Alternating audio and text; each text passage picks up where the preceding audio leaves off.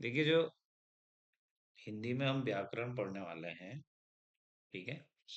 सबसे पहली बात है, हिंदी में आप जो भी पढ़ेंगे उससे, तो हिंदी को पहले तो एक लैंग्वेज की तरह ना लें, ठीक है। हिंदी को आप लें कि जैसे आप सोचते हो, ठीक है, जो आप बोलते हो वो सब हिंदी ही है। अगर आप एज ए सब्जेक्ट इसको लेंगे तो आया आपके दिमाग में कम आएगा, ठीक है, ये सच्चाई है। ठीक है, तो इसको सब्जेक्ट के तौर पर ना लें, बल्कि इसको जो आप डेली यूज में हिंदी यूज करते हैं उसकी तरह लें, ठीक है। तो आपको ज्यादा समस्या इसमें होगी नहीं। तो जो हम पढ़ने वाले हैं उसको वास्तव में बोलते हैं व्यावहारिक व्याकरण। व्यावहारिक व्याकरण का मतलब होता है अप्लाइड ग्रामर, ठीक है। तो अप्लाइड ग्रामर का मतलब जो अप्लाई होती है, जो हमारे आम बोलचाल में, ठीक है, आम हमारी डेली लाइफ में जो यूज होती है, उसे व्यावहारिक व्याकरण बोलते हैं, ठीक है। अब मैं मोटा मोटा आपको बताऊंगा। पहले हम पहले मोटा मोटी चीजें पढ़ेंगे कि इसमें क्या क्या चीजें हैं। तो व्याकरण, वास्तव में व्याकरण है क्या? व्याकरण वास्तव में है कि व्याकरण एक ऐसा ज्ञान है, ठीक है। डेफिनेशन आपको याद रखनी नहीं है, कहीं आएगी नहीं, बस आपको याद रखना है कि व्याकरण है क्या। व्याकरण एक ऐसा ज्ञान है जो, जिसके द्वारा, ठीक है, जिसके द्वारा हम किसी भाषा को, ठीक है, किसी भाषा को शुद्ध, मान लो शुद्ध बोलना, ठीक है, आ, शुद्ध पढ़ना, और तीसरा होता है शुद्ध लिखना, ये सीखते हैं। समझ रहे हैं? किसी भाषा को शुद्ध बोलना, पढ़ना, लिखना, ये सीखना, ठीक है, और उसका प्रयोग करना, और प्रयोग करना ही व्याकरण है, ठीक है। तो व्याकरण एक अपने बैक ऑफ द स्टेज रखना है आपके दिमाग में, आपको पीछे रखना है कहीं पे कि व्याकरण आखिर है क्या। व्याकरण है कि जो शब्द हैं आपके हिंदी में, उनका शुद्ध बोलना, उनको पढ़ना और उनको लिखना, और उनका आगे प्रयोग करना और चीजों में, वही व्याकरण है। समझ गए? सिंपल चीज है, ठीक है। चलो लिखा लेता हूं मैं, इसको लिख लो। याद करने जैसा कुछ नहीं है, जहां पे मैं बताऊंगा वो याद करना है, ये याद नहीं करना है। लिखिए, व्याकरण वह ज्ञान है जिसके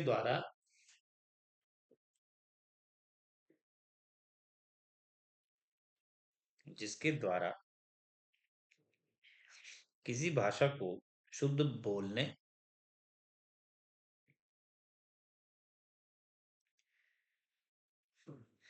पढ़ने और लिखने के नियमों की जानकारी होती है।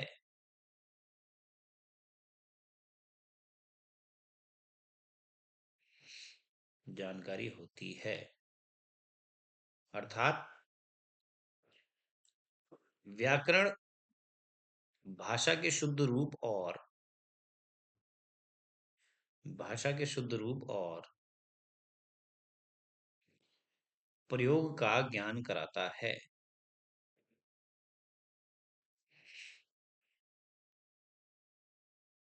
शुद्ध रूप और प्रयोग का, कहाँ आप उसे यूज करेंगे, ठीक है, उसका ज्ञान कराता है।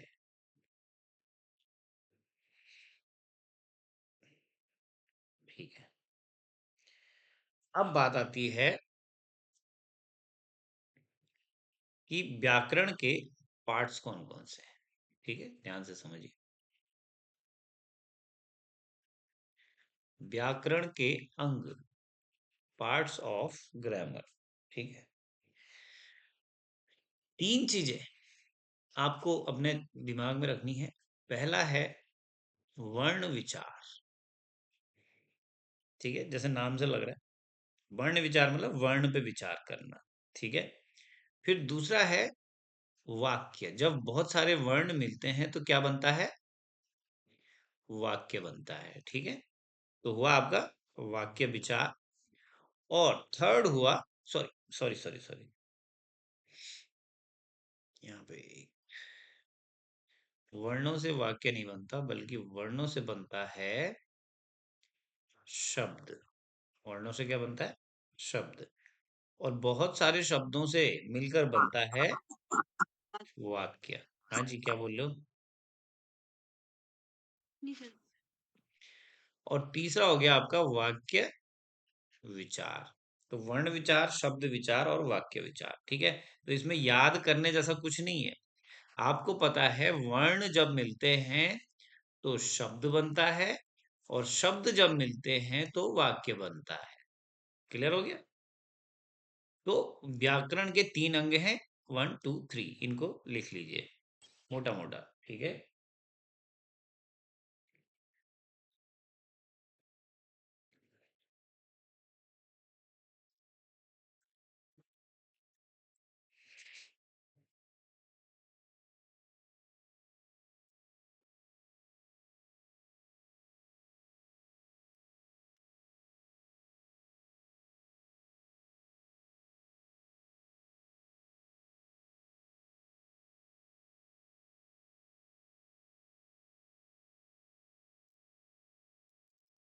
ठीक है।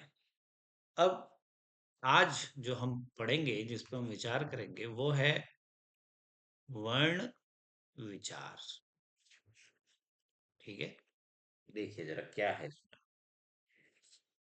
तो सबसे पहले वर्ण विचार में हम क्या सीखेंगे? पहला, हम सीखेंगे वर्णों का आकार, उनका शेप कैसा है। ये बेसिक है, जो आप हिंदी में शुरू में पढ़ते थे ना, अ आ इ ई, ठीक है, वो वर्ण है। सबसे पहले हम पढ़ेंगे वर्णों का आकार, उनके भेद, उनका उच्चारण कैसा है, ठीक है, और उनको लिखने या प्रयोग करने की विधि।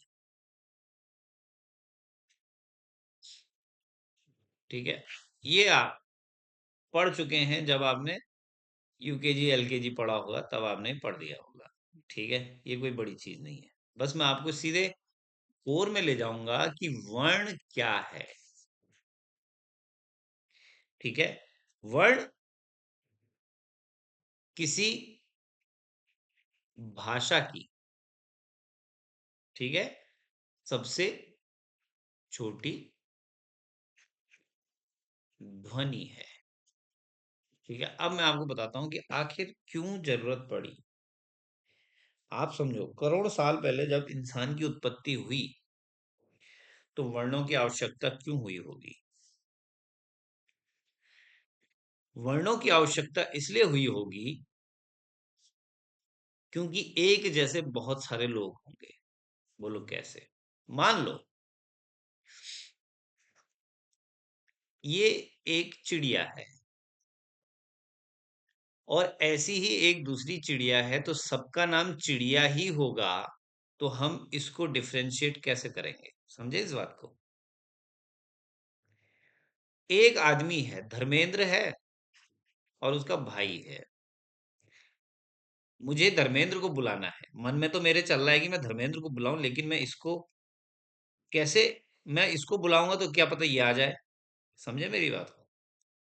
इसीलिए मुझे इंडिकेशन के लिए शब्दों की जरूरत पड़ी, वर्णों की जरूरत पड़ी। ठीक है, मुझे जो मेरे दिमाग में है वो दूसरे को एग्जैक्ट बताने के लिए मुझे वर्णों की जरूरत पड़ी। वरना इशारों से भी तो काम चल ही रहा था। क्यों भाई, चल रहा था ना? तो वर्णों की जरूरत पड़ी कि जो एग्जैक्ट मैं सोच रहा हूं, वही एग्जैक्ट सुनने वाला भी समझे। समझ गए मेरी बात को? ठीक है। अब तो भाषा की सबसे जो छोटी ध्वनि है, कुछ भी बोलो आप, ओ करो या आ करो, ई करो, ठीक है, आप कुछ ना कुछ तो करोगे। तो जो भी साउंड सबसे पहले निकलेगा, ठीक है, उसे हम वर्ण बोल देंगे। समझ आ गया?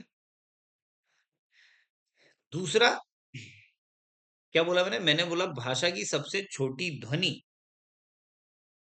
या उस ध्वनि के लिए प्रयोग होने वाला चिन्ह। क्या बोला मैंने? उस ध्वनि के लिए प्रयोग होने वाला चिन्ह। अब ऐसा क्यों बोला मैंने? क्योंकि हमारे हिंदी भाषा में कुछ आधे शब्द होते हैं जो चिन्ह के रूप में हम यूज करते हैं। जैसे जैसे मैं मौ प्लस आ लिखता हूं तब ये जाके माँ बनता है। तो ये जो आ था इसकी ये यहां जाके मात्रा बन गया, बना ना? यही मात्रा जो है वो एक वर्ण है। ये एक वर्ण है मौ और एक वर्ण है आ। समझ आ गया? ये दो वर्ण जब मिले तब जाके एक कंप्लीट वर्ण बना। समझ आया मेरी बात क्या कहना चाह रहा हूं? तो जो ये ध्वनि वाला चिन्ह है, ठीक है, प्रतीक चिन्हों, प्रयोग होने वाले चिन्हों को वर्ण कहते हैं। और इन चिन्हों के टुकड़े नहीं किए जा सकते। जैसे मैं लिखता हूं आधा क, इसका टुकड़े नहीं किए जा सकते। लेकिन क्या क के टुकड़े किए जा सकते हैं? बिल्कुल किए जा सकते हैं, क्योंकि ये आधा क प्लस अ है ना? लेकिन ये जो आधा क है ये आधा ही है, इसके टुकड़े नहीं हो सकते। तो अगर मैं सही मायने में वर्ण बोलूं जो सबसे छोटी इकाई है, तो वो सबसे छोटी इकाई ये है। मानते हो इस बात को? क्योंकि जो ये क है ये भी वर्ण है, लेकिन इसके अंदर दो वर्ण है। मानते हो? जो क कंप्लीट है उसके अंदर दो वर्ण है। क्या ये अपने आप में कंप्लीट वर्ण है, सबसे छोटा है? हाँ। आ अपने में सबसे छोटा है। नहीं, 2 वर्डों से मिलके बना है। कौन सा? और से बना है। नहीं, ये नहीं बना। जितने भी, ध्यान से समझो, जितने भी स्वर होते हैं वो किसी से मिलके नहीं बनते। वो अपने आप में इंडिपेंडेंट होते हैं। समझे मेरी बात? स्वर स्वर अपने आप में क्या होते हैं? इंडिपेंडेंट होते हैं। क्योंकि आपको पता है स्वर जब व्यंजन के साथ लगता है तभी वो कंप्लीट व्यंजन होता है। जानते हो ना आप? स्वर अप अ हाँ, क्या बोल रहे हैं नीलू? पर सर ना ए तो हम लिखते हैं ना ए को, तो उसके लिए तो हम वो लिखते हैं ना ए प्लस अ प्लस ई। अ प्लस ई जो आप कह रहे हो ना, वो आप संधि के रूप में देख रहे हैं। अच्छा हाँ ठीक है सर। आप यहाँ नहीं देख रहे हैं उसको, ठीक है, आप उसे संधि के रूप में देख रहे हैं। तो मैं ये कहना चाहता हूं कि जो सबसे छोटी ध्वनि है, ठीक है, जो सबसे छोटी ध्वनि है, चाहे वो सिंबल के रूप में है, चाहे वो कैसे भी है, वही वर्ण कहलाती है। समझ आ गया?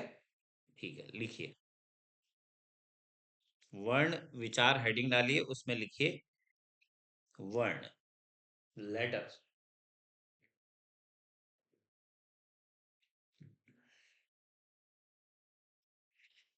इसमें लिखिए भाषा की उन सबसे छोटी ध्वनियों और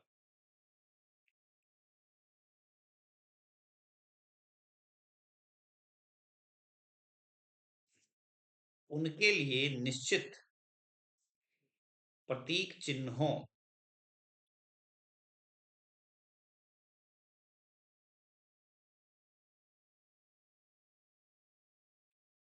को वर्ण कहा जाता है,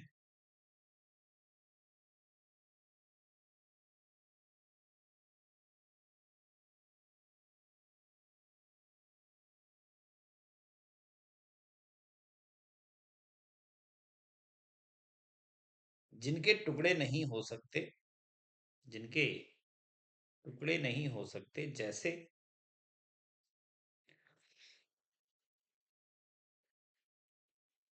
अ, ई,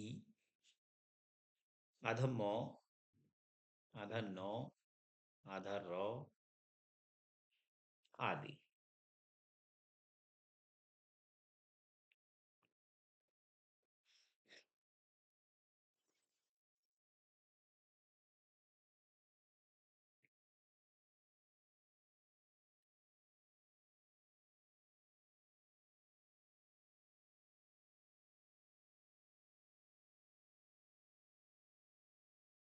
ठीक है। अब जब मैं मेरे पास मुझे वर्णों का ज्ञान हो गया है, लेकिन मेरे पास वर्ण इस तरीके से है कि ई है, फिर ऊ है, फिर अ है, फिर आधा म है, फिर आधा क है, इस तरीके से मेरे पास वर्ण है। जब मैं इनको क्रमबद्ध करता हूं, जब मैं इनको एक डेफिनाइट ऑर्डर में प्लेस करता हूं, एक निश्चित क्रम में इनको रखता हूं, तो ये कहलाता है वर्णमाला। क्लियर हो गया क्या कहलाता है? वर्णमाला। तो वर्णमाला आपके वही है जो अ आ इ ई आप पढ़ते हैं, तो उनको ऑर्डर में रखा गया, तो इसलिए उसको बोला गया वर्णमाला। लिखिए, अगला हेडिंग डालिए, वर्णमाला अल्फाबेट। इसमें लिखिए, किसी भी भाषा के वर्णों के किसी भी भाषा के वर्णों के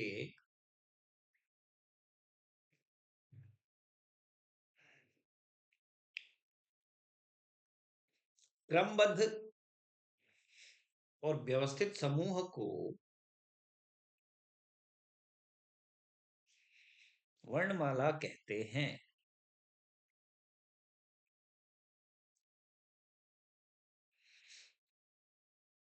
वर्णमाला कहते हैं।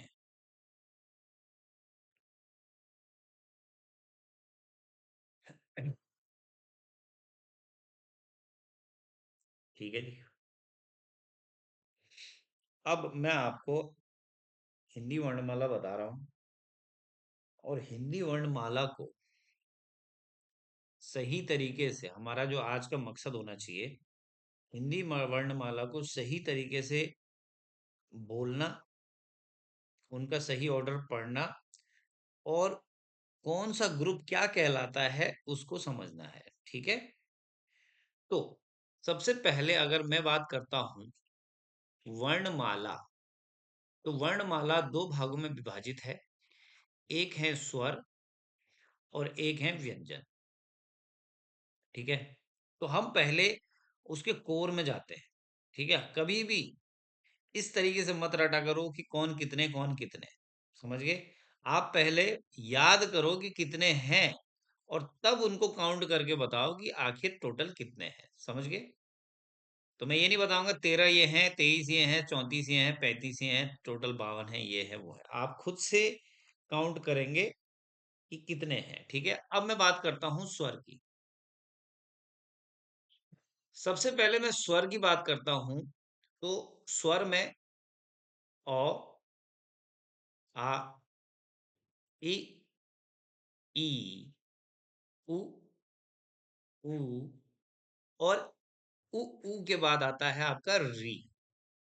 याद रखना, ये प्लेस है री का। ठीक है। फिर आता है ए, फिर होता है आई, फिर ओ, और औ। हो गया क्लियर?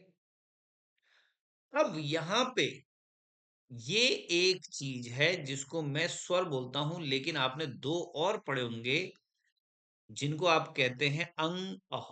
पढ़ा है अंग अह? इसमें दो आते हैं अंग, सॉरी, पहले अंग और फिर अह। ठीक है। इसमें जो अंग अह है, इसको स्वरों की कैटेगरी से बाहर रखते हुए इन दोनों को कंबाइंड फॉर्म में कहा जाता है अयोगवाह। क्या बोला जाता है? अयोगवाह। समझ आया? अयोगवाह मतलब इनका योग नहीं है किसी के साथ। समझ आया? तो अगर मैं बोलूं स्वर कौन से हैं, तो स्वर ये हैं। ठीक है। और ये दो क्या है, ये अयोगवाह है। ठीक है, लेकिन इसको भी स्वर में काउंट किया जाता है। ठीक है, तो कितने हुए टोटल? 11, ये 11 होंगे। 4 4 8 9 10 11 12 13। क्लियर हो गया? तो इसमें ऊपर वाली लाइन में आप लिखेंगे स्वर, नीचे वाली अंग ह की लाइन में लिखेंगे अयोगवाह। ठीक है, इसको लिख लीजिए फटाफट।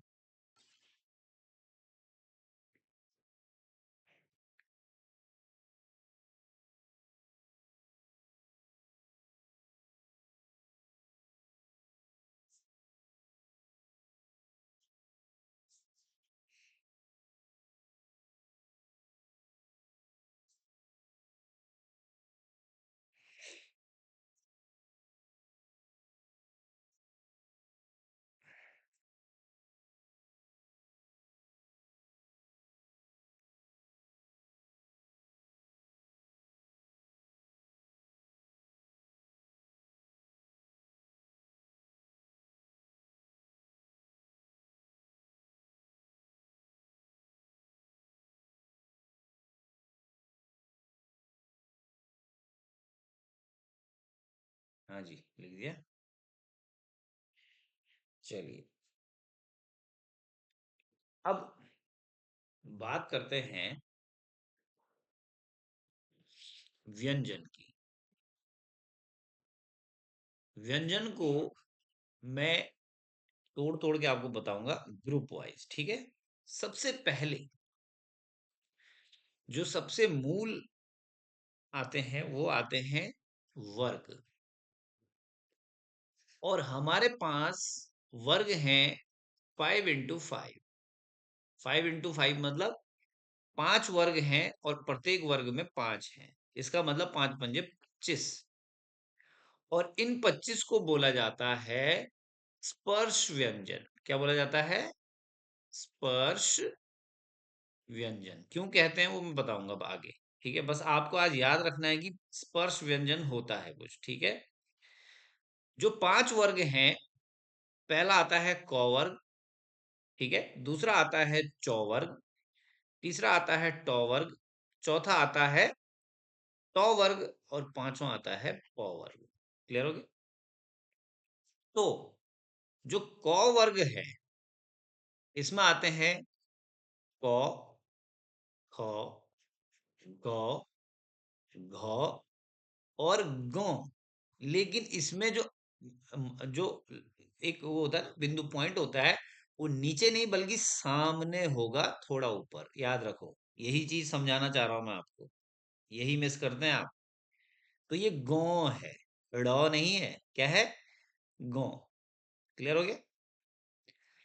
अरे समझ आ रहा है? आवाज आ रही है मेरी? जी सर, आ रही है। तो ठीक है। दूसरा है आपका चौ वर्ग।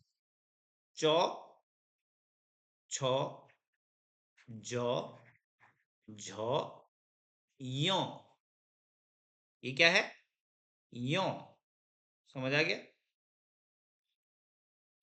तीसरा है आपका टौ वर्ग।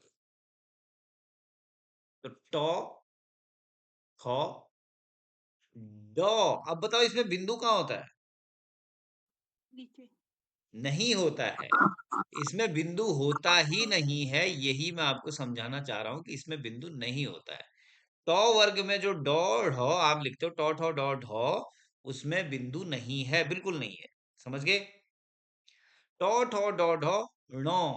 देखो, जितने भी ये टॉ ठॉ डॉ ढ ण, इसमें एक में भी बिंदु नहीं है, ये चीज याद रखें। Is it clear? अब आता है टॉ वर्ग। टॉ वर्ग में क्या है? टॉ, ख, ड, ध, न। टॉ थॉ द ध न। ठीक है, और अब आता है प वर्ग। प वर्ग में है प, ह, ब, भ और म। अब आप एक चीज काउंट करेंगे, सिर्फ अगर बिंदु वाला इन स्पर्श व्यंजनों में है तो वो सिर्फ और सिर्फ आपका गौ है, और कहीं बिंदु नहीं लगेगा। ये चीज याद रखें। समझ आ गया? तो आप डॉट हो जो लिखते हो उसमें बिंदु ना लगाएं आज के बाद, समझ गए? वो किस में लगता है वो भी मैं बताऊंगा, लेकिन इसमें नहीं लगता है। लिखिए इनको, काउंट लिखिए इसको, सबको लिखिए और याद रखिए।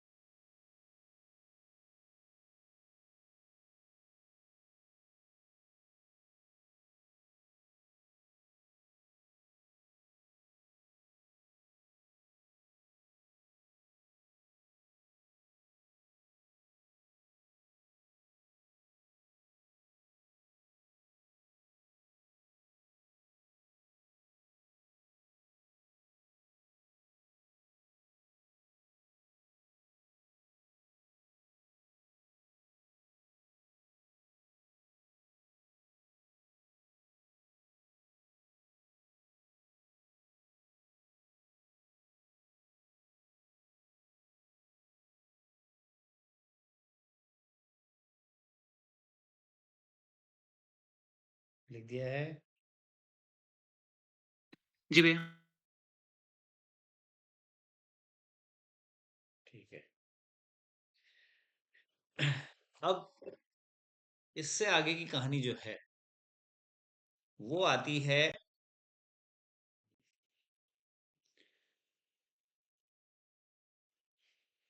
इससे आगे आता है यो, रॉ, लॉ, वो। ये एक वर्ग में आता है और इसे कहते हैं अंतस्थ व्यंजन। अंतस्थ व्यंजन, तो के बाद ये अंतस्थ व्यंजन।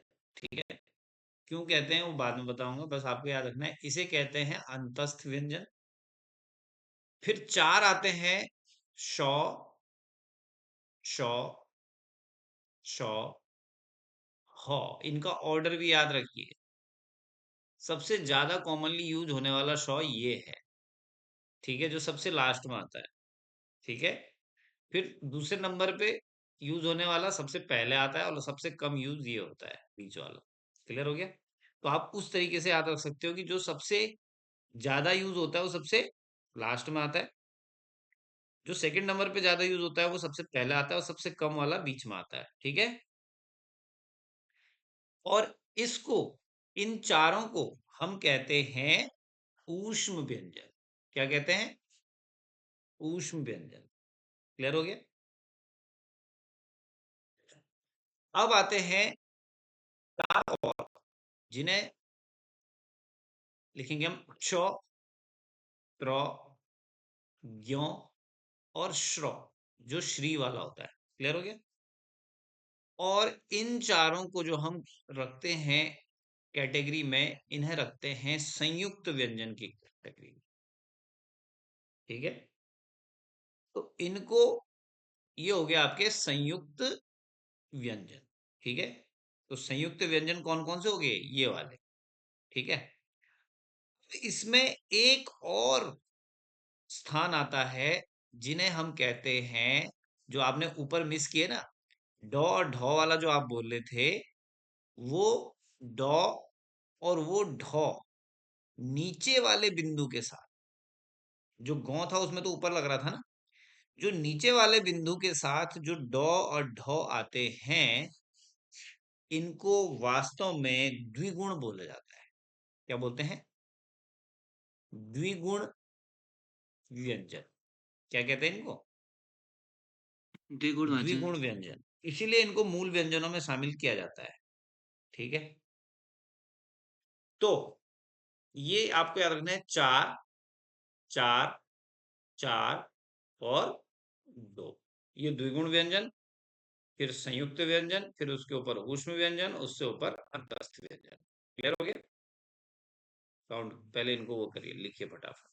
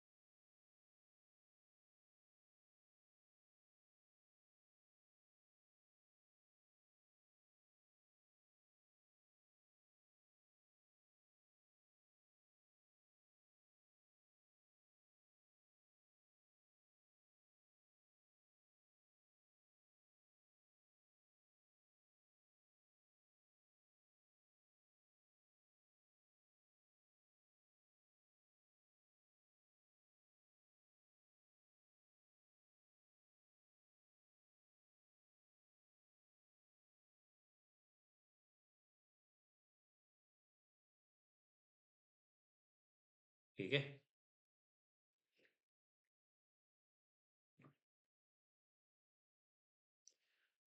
ठीक है, लिख दिया है सबने? अब इसमें अगर आपको कभी पूछे, ध्यान से समझो, व्यंजन में दो कैटेगरी होती हैं। एक होती है मूल व्यंजन की कैटेगरी, और एक होती है कुल व्यंजन की कैटेगरी। ठीक है, अगर मैं बोलूं मूल व्यंजन कौन कौन है, तो आप समझें, काउंट आप करेंगे अब। मूल व्यंजन में आपका एक तो आएगा स्पर्श व्यंजन, जो कि हैं आपके 25। ठीक है, प्लस इसमें आएंगे अंतस्थ व्यंजन, जो कि हैं आपके 4। और तीसरा आपका आएगा इसमें ऊष्म व्यंजन, जो कि हैं 4। शौ शौ शौ हौ। अंतस्थ व्यंजन कौन कौन से हैं? यो र लौ वो। ठीक है, और 25 जो हमने स्पर्श व्यंजन पढ़े थे, ये हैं मूल व्यंजन। तो 25 प्लस 8, 33। तो मूल व्यंजन कितने हैं? 33। ठीक है, अब कुल व्यंजन की दो कैटेगरी आती है। ठीक है, कुल व्यंजन आपके, अगर आप इन 33 में अगर, ये 33 क्या है आपके? मूल व्यंजन। ठीक है, आपको अलग अलग एग्जाम्स में अलग अलग आ सकता है। मूल व्यंजन में अगर आप ऐड कर दें द्विगुण, कौन से वाले? द्विगुण ऐड कर लें, तो ये हो जाएंगे 33 प्लस द्विगुण हुए 2, कितने हुए? 35। क्लियर हो गया? और अगर आप मूल व्यंजन में प्लस करें द्विगुण और उसमें प्लस करें संयुक्त, तो ये हो जाएगा 33 प्लस द्विगुण हुए 2 और संयुक्त हुए 4। ठीक है, तो कितना हो जाएगा? 39। 39। समझ रहे हैं बात को? तो एक तरफ से आपका हो जाएगा ये 39 और दूसरी तरफ हो जाएगा आपका 35। समझ रहे हैं? ठीक है, समझ आ रहा है सबके? लेकिन आपने, चलो पहले इसको लिखो फिर मैं आपको समझाता हूँ। इसको लिखो पहले, उतार लो इसे, मूल व्यंजन और कुल व्यंजन। फिर मैं आपको एक और फैक्ट बताता हूँ।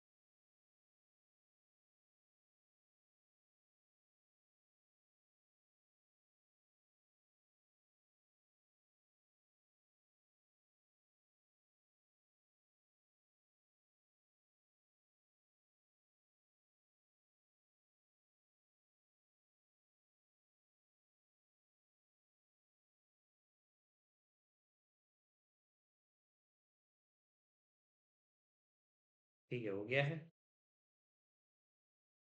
चलिए अब मैं इसमें अगर मैं व्यंजन की बात करूं तो सबसे वास्ट इसका एरिया है, जिसमें स्पर्श व्यंजन आता है, फिर आपका क्या बोलते हैं, अंतस्थ व्यंजन आता है, फिर आपका ऊष्म व्यंजन आता है। क्या हुआ नीलू, क्या बोल रहे हो? आवाज नहीं आ रही क्या? कुछ बोला? नहीं सर, कुछ नहीं। फिर आपका ऊष्म व्यंजन आता है, फिर आपका संयुक्त व्यंजन आता है। इनका काउंटिंग आप करते हैं तो 25 प्लस 4 प्लस 4 प्लस 4। ठीक है, लेकिन इसमें एक और चीज ऐड होती है जिसे बोलते हैं आगत या ग्रहीत। भले ही इनको काउंट नहीं करते हैं, ठीक है, लेकिन आपको कहीं कहीं ये मिलेगा, इसलिए मेरा काम है आपको पूरा बताना। और इसमें आते हैं आपके दो, दैट इज जॉ और फॉ। ये इसमें जो ये नीचे लगा हुआ है इसे नुक्ता कहते हैं। क्या बोलते हैं? नुक्ता। ठीक है, तो जो नुक्ता है ये जॉ और ये फॉ है। ठीक है, इसे हम आगत या ग्रहीत बोलते हैं। आगत मतलब जो आए हैं, उर्दू से यहाँ आए हैं, आगत या ग्रहीत। ये दो भी कहीं कहीं पे हिंदी में काउंट होते हैं, तो अगर ये एग्जाम में आए तो कंफ्यूजन नहीं रखना है। जॉ और फॉ, समझ गए? तो जो हम नॉर्मली जॉ बोलते हैं, जब जैसे ही वो नुक्ता लगता है तो उसको हम जॉ बोलते हैं। जॉ। एक होता है जॉ, एक होता है जॉ। समझ रहे हैं? उसको सॉफ्ट बोलना। जैसे हम बोलते हैं फॉ, तो फॉ अलग चीज है और फॉ बोलना अलग चीज है। समझ गए? तो नुक्ते के साथ बोलेंगे तो उसको सॉफ्टली बोलेंगे। ठीक है, तो ये आगत या ग्रहीत व्यंजन दो हैं, जॉ एंड फॉ। लिख लीजिए इनको।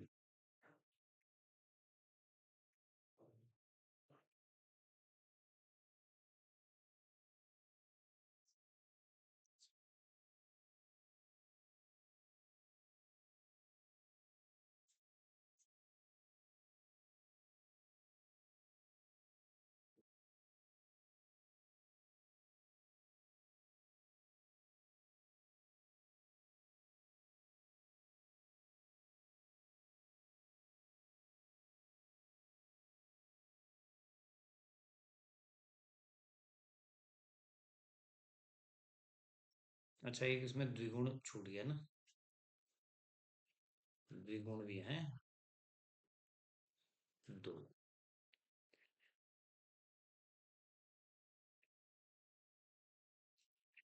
ठीक है,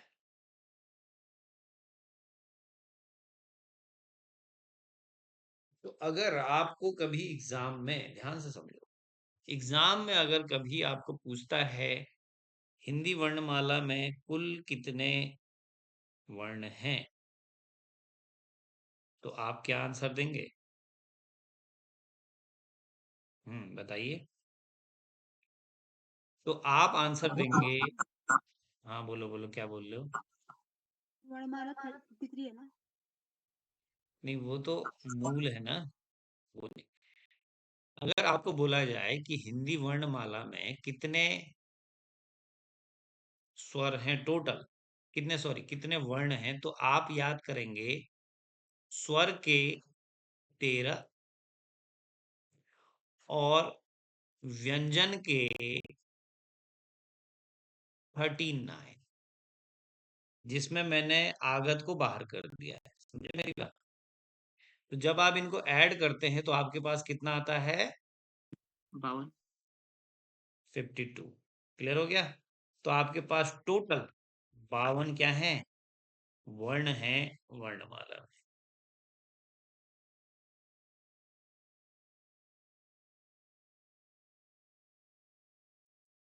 और पर मैंने ना राजपाल सिंह की बुक पढ़ी थी ना, तो उसमें 53 लिखा है इस बार वाले में। 53 नहीं, वैसे तो 54 आएंगे, समझ रहे हैं? वैसे 54 है। 53 लिखा था वो ना, कौन सी बुक है? राजपाल सिंह ने। राजपाल? राजपाल वाली बुक नहीं है सर, जो आजकल जो हाँ आपने हाँ, बताई थी। नहीं नहीं, रहने दो, वो अलग अलग, उसमें अलग अलग ही होगा, इसीलिए मैं आपको सारे बता रहा हूँ कि कहीं कहीं पे आपको 54 भी देगा, तो अगर वो 54 दे रहा है ना, तो समझ लो उसने उसमें आगत को भी जोड़ दिया है। आगत वैसे हिंदी से बाहर है, वर्णमाला में नहीं आते हैं, समझ गए? जो मैंने आपको बताया है, अगर आपको ये याद रखना है तो आपको एक तो स्वर याद रखने हैं 13, इसमें से 11 स्वर हैं प्लस दो आपके अंतस्थ हैं, वो सॉरी, वो हैं, क्या बोलते हैं उनको, आयोगवाह। ठीक है, पढ़ने का ये तरीका होना चाहिए। दूसरा 39 है, तो आपको ऐसे याद रखना है, 25 स्पर्श हैं, और इन्हीं 25 के बाद 4 अंतस्थ हैं, उसी के बाद 4 ऊष्म है, उसके बाद 4 संयुक्त है ना, और प्लस 2 द्विगुण है। यही मेन है, समझ आ गया? अब बाकी वो आपको दो कभी कभी उसको ऐड करेगा तो वो 54 बोल देगा आपको, लेकिन वास्तविक में ज्यादातर बुक्स में ये मिलेगा आपको। मैं भी आपको एनसीईआरटी से पढ़ा रहा हूँ, ठीक है? 8वीं क्लास की है वो किताब, ठीक है, जिससे मैं आपको पढ़ा रहा हूँ। ठीक है, चलिए, तो ये आपके समझ आ गया। इसको एक दिन और देना पड़ेगा हमें, अब मैं सोच रहा हूँ इसको कल ही दिया जाए, ताकि तुम्हारे समझ में सही आ जाए, क्योंकि मुझे इसमें फिर दीर्घ और ह्रस्व स्वर अगर मैं एक हफ्ते में पढ़ाऊंगा तो तुम तो यही भूल जाओगे फिर। तो कल शाम को करते हैं इसको दोबारा, हिंदी। ठीक है जी। रीजनिंग आप रीजनिंग आप रख लेना सीधे कब, सैटरडे, फ्राइडे और सैटरडे ट्यूसडे शाम वेडनेसडे को। है। ट्यूसडे वेडनेसडे को नहीं 3 दिन नहीं, होती है ना, मैथ और रीजनिंग। नहीं नहीं, अब हम वो कर लेते हैं, हम हिंदी रख लेते हैं लास्ट के 2 दिन, ठीक है? तो हिंदी अगर लास्ट के 2 दिन है, तो मैं शुरू के 2 दिन अगर ये पढ़ा रहा हूँ तो लास्ट में पढ़ लेंगे हम रीजनिंग, ठीक है? लास्ट मतलब सैटरडे संडे को मैथ पढ़ाएंगे। हाँ, रीजनिंग मैथ्स, ठीक है, ऐसा कर लेंगे। ठीक है, तो आप इसको याद करिएगा, ठीक है?